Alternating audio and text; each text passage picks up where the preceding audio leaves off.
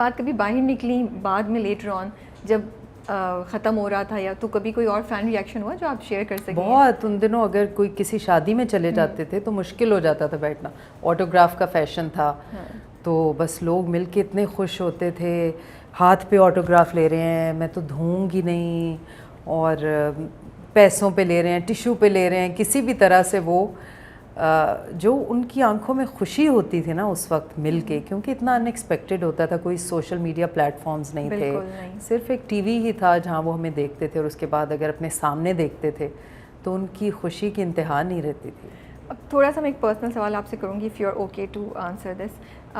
جب آپ خود سنگل مدر بنی تب آج کی کوئی میموری یاد آئی, یا تب آج میں جو کچھ ہوا؟ بیکاز مجھے یاد ہے آپ نے ایک دو جگہ بولا بھی ہے کہ آج کر کے آپ کو ریئلائز ہوا کہ جب عورت واپس جاتی ہے یا چینجز ہوتی ہیں زندگی میں شادی کے بعد تو وہ کیسے چیزیں ویسے نہیں رہتی جیسے پہلے ہوتی ہیں. اس وقت کچھ آج کی جو لرننگس تھیں وہ آپ کو ہٹ کی, یا آپ کو وہ جیسے ڈیجا وو نہیں ہوتا کہ یار یہ تو الفت کے ساتھ میں نے کبھی ایسا ہوتے ہوئے سوچا تھا؟ نہیں, مائی کیس واز ڈفرینٹ, کیونکہ میں گھر نہیں گئی, میں اپنے اپارٹمنٹ میں ہی تھی اپنی بیٹی کے ساتھ, because I was expecting my other child when I became a single parent. تو وہاں پہ ہارڈ شپ کا لیول اور تھا.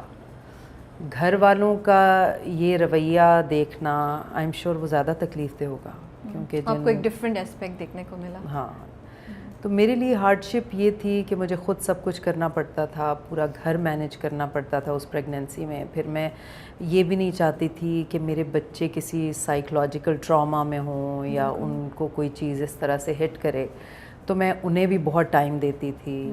اور جب وہ سو جاتے تھے پھر میرا ایک پائل ہوتا تھا اتنا بڑا کپڑے استری کرنے کا, وہ میں استری کرتی تھی کپڑے. پھر کیونکہ پورا دن میں فری ہوتی تھی جب بچے سوتے تھے, مطلب اس وقت تو حیا ہی تھیں, تو حیا کے ساتھ ساتھ میرا ٹائم وہ ہوتا تھا.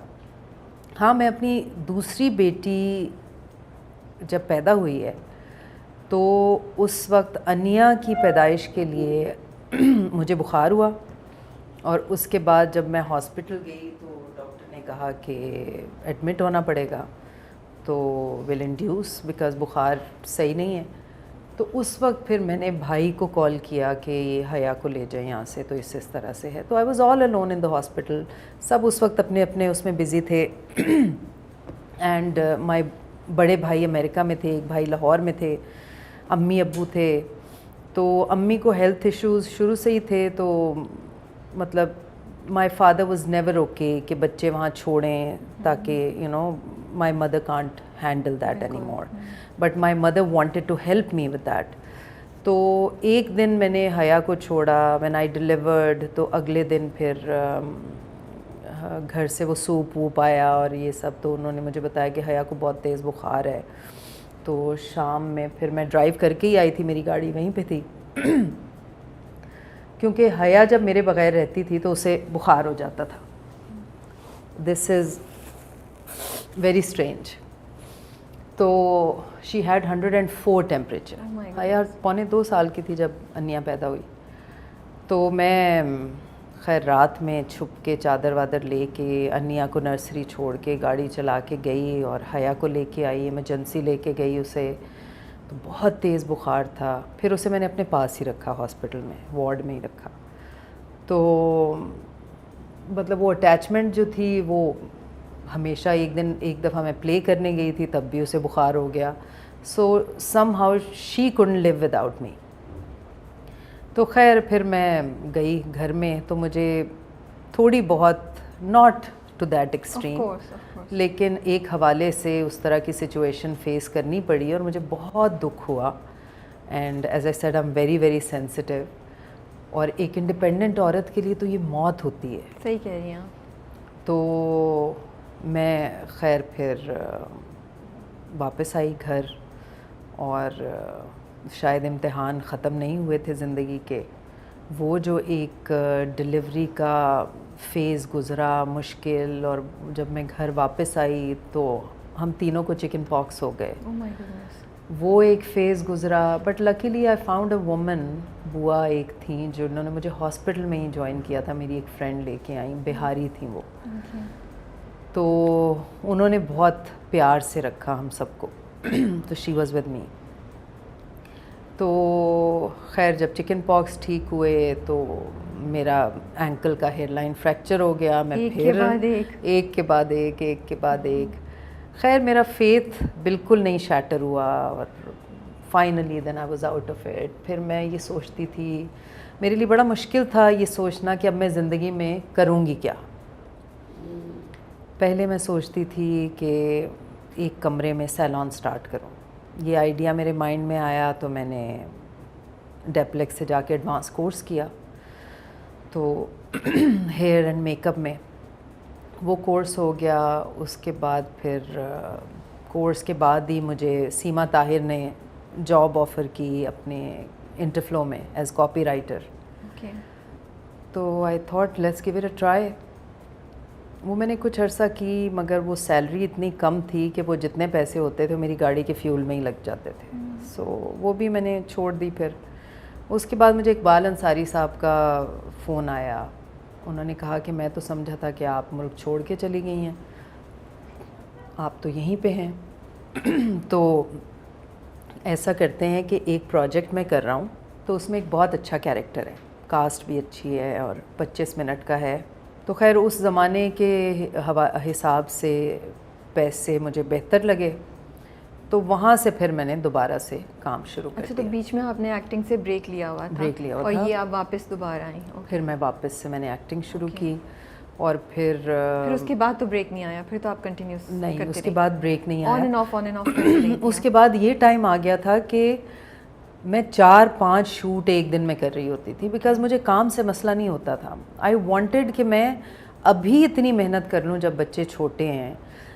جب ٹائم آئے گا, اس وقت صرف یہ ہوتا تھا کہ میں بچوں کو اتنا مس کرتی تھی, بیکاز میں ان کو کافی دن مل نہیں سکتی تھی. بٹ محنت سے نہیں. میرا ایک دوست تھا عاطف حسین, تو اس کا ایک پلے تھا, اس نے کہا ہم ایک ساتھ ہی ایک گو میں ختم کریں گے ٹیلی فلم, 2 گھنٹے کی ٹیلی فلم. میں نے کہا کر لو. میں یاسر نواز, تو ہم نے وہ ایک صبح گئے, وہ پوری رات شوٹ کیا, اگلا دن پورا شوٹ کیا, اگلی رات شوٹ کیا. پھر اس کے بعد میں گھر آئی, بچوں سے ملی, منہ ہاتھ دھو کے تھوڑا سا ریسٹ کر کے 1-2 گھنٹے پھر واپس گئے, پھر کام ختم کر کے 6-7 گھنٹے میں پھر ختم کیا ہم نے وہ شوٹ. تو اسی طرح سے مطلب میں میڈیا کی سلطان رہی تھی دیٹ پہ کہ گاڑی میں جاتے جاتے ہی بال کھول رہی ہوں, وہ کر رہی ہوں, ڈرائیو کرتے ہوئے, اور ایک شوٹ سے دوسری شوٹ, دوسری سے تیسری, اور بیماری تکلیف کچھ نہیں نظر آتا تھا. مجھے یہ پتا تھا کہ یہ میرا ٹائم ہے اور مجھے کام کرنا ہے. تو پھر سیلون کا آئیڈیا کب آیا اور آپ نے کیوں کھولا؟ وہ آئیڈیا تو ہٹ کر گیا تھا نا مجھے. تب کا آیا؟ ہاں سوری, تب کا آیا تھا. اس کو پریکٹیکل مطلب وہ تب تو تھا, لیکن کس چیز نے پش کیا کہ اب اٹس ٹائم میں سیلون کھولوں؟ کیونکہ کریئر تو آپ کا صحیح چل رہا تھا, I am sure income wise بھی it must be doing okay. الحمد للہ. اس کے بعد خیر اتنا اچھا نہیں تھا. اچھا, اوکے. بہت گریجول تھا یہ پروگریشن, بیکاز ان دنوں بھی پیسے اتنے اچھے نہیں ملتے تھے جب پرائیویٹ پروڈکشنز نئی آئی ہیں. تو اس میں اس وقت یہ بڑا دور تھا, سوشل میڈیا نہیں تھا, لوگوں کو آپ کسی چیز کے لیے ایکسپوز نہیں کر سکتے تھے. تو اکثر یہ بھی ہوتا تھا کہ بہت سارے چیٹرز بھی اس فیلڈ میں آ گئے. پیمنٹ نہیں ہوتی تھی اور وہ مکر جاتے تھے. تو میرے ساتھ بھی 2-4 کیسز اس طرح کے ہوئے, بٹ یہ خیر that's a different story. What I wanted to tell you was کہ یہ اپنی اس سے, کیونکہ میں جب شوٹ پہ جاتی تھی تو پیسے جیب میں کچھ نہیں ہوتے تھے, اور میں پوچھ رہی ہوتی تھی یہ فلیٹ کتنے کا ہے, یہاں پلاٹ کتنے کا ملے گا. تو میں یہ انکوائری ہوتی تھی میری جب میں شوٹ پہ کہیں بھی جاتی تھی. مری گئی ہوں, لاہور گئی ہوں, اسلام آباد گئی ہوں, ایون ٹو اسکاٹ لینڈ. مطلب حد ہے یہ بھی. نو آئی لائک اٹ. مجھے تو بہت اچھا لگا ہے کہ آپ نے ہمیشہ اوپر دیکھا. تو مجھے پھر اسی طرح سے پھر آہستہ آہستہ میں نے ایک میزنائن بک کرایا. اس کے لیے میں ایک پاکٹ منی جو تھی اپنی ایک سرٹن اماؤنٹ وہ نکالتی تھی. پھر وہاں سے میں نے اپنے سامنے والا اپارٹمنٹ خریدا. تو اس طرح کر کے آہستہ آہستہ, بیکاز میرے مائنڈ میں یہ تھا اس وقت کہ میں بچوں کے لیے آئی وانٹیڈ کہ by the time they grow up, اپنی انشورنس بھی کرا لی کہ what if something happens to. مجھے سب سے بڑا فیئر یہ ہوتا تھا کہ اگر مجھے کچھ ہو گیا تو میری بچیوں کو کون دیکھے گا. سو آئی وانٹیڈ کہ فائنینشلی انڈیپینڈنٹ ہوں. تو میں نے پالیسی بھی وہ لی تھی کہ انہیں ان کی education will be looked after, اور ان کو ایکسپینسز ملیں گے. تو خیر الحمد للہ اب ٹائم